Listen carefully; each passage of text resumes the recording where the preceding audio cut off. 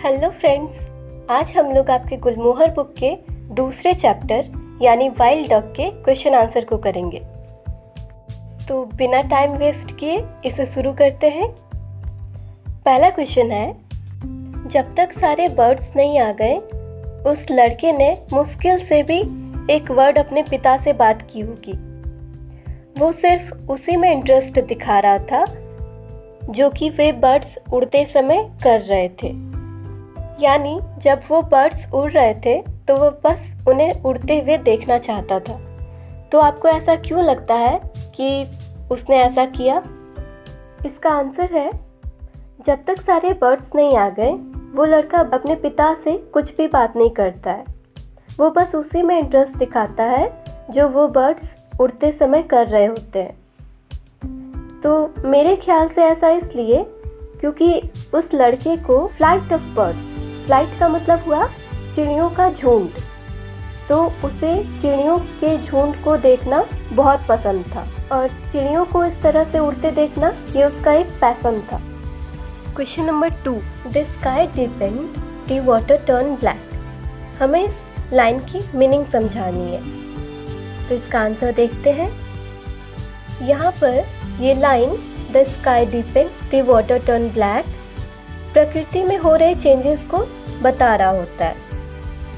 Actually में ये evening time है और शाम में हम लोग देखते हैं कि पूरा वातावरण ब्लैक अंधेरा हो जाता है, चारों तरफ अंधेरा छा जाता है और उसी अंधेरे की वजह से वाटर का कलर भी चेंज हो जाता है और वो हमें काला लगने लगता है। Question number 3, the boy looked frightened at what he had done.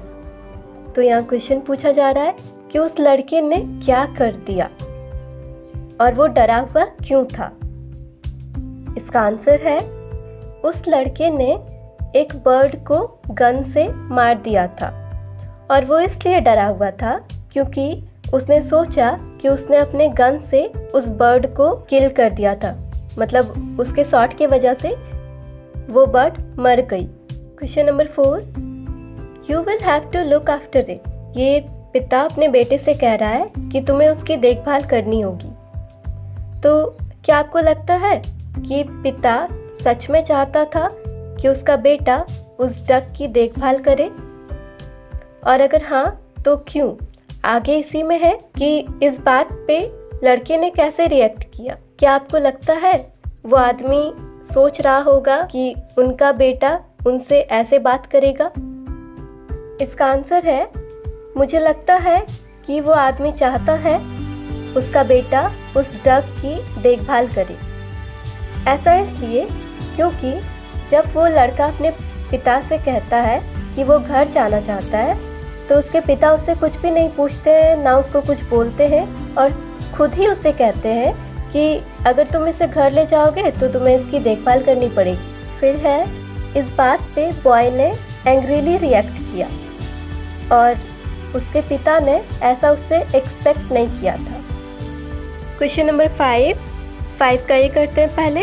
जब बेटा अपने पिता से कह रहा होता है कि उसने गन को फेंक दिया तो उसके माइंड में क्या चल रहा था और उसने इस तरह से रिएक्ट क्यों किया। जब लड़का अपने पिता से कह रहा होता है कि उसने गन को फेंक दिया तो वो बहुत ज़्यादा गुस्से में था। मेरे ख्याल से उसने ऐसा रिएक्ट इसलिए किया क्योंकि वो उस बर्ड को दर्द में नहीं देखना चाहता था और उसे अपनी गलती का एहसास हो चुका था। तो कौन सी गलती? कि उसने एक इनोसेंट बर्ड को मारा था। 5 का बी, उस लड़के ने जो कुछ भी किया क्या आप उससे अग्री करते हो? इसका आंसर है, आई अग्री, क्योंकि अपने मनोरंजन के लिए बेजुबान जानवरों और बर्ड्स को नुकसान पहुंचाना या फिर उन्हें मारना सही नहीं है। हमें ऐसा नहीं करना चाहिए। क्वेश्चन नंबर 6, स्टार्टिंग में वो आदमी अपने बेटे पे नाराज हो जाता है क्योंकि वो गन को फेंक देता है, लेकिन बाद में उनका ये जो एंगर था, गुस्सा था, वो सुकून में बदल जाता है।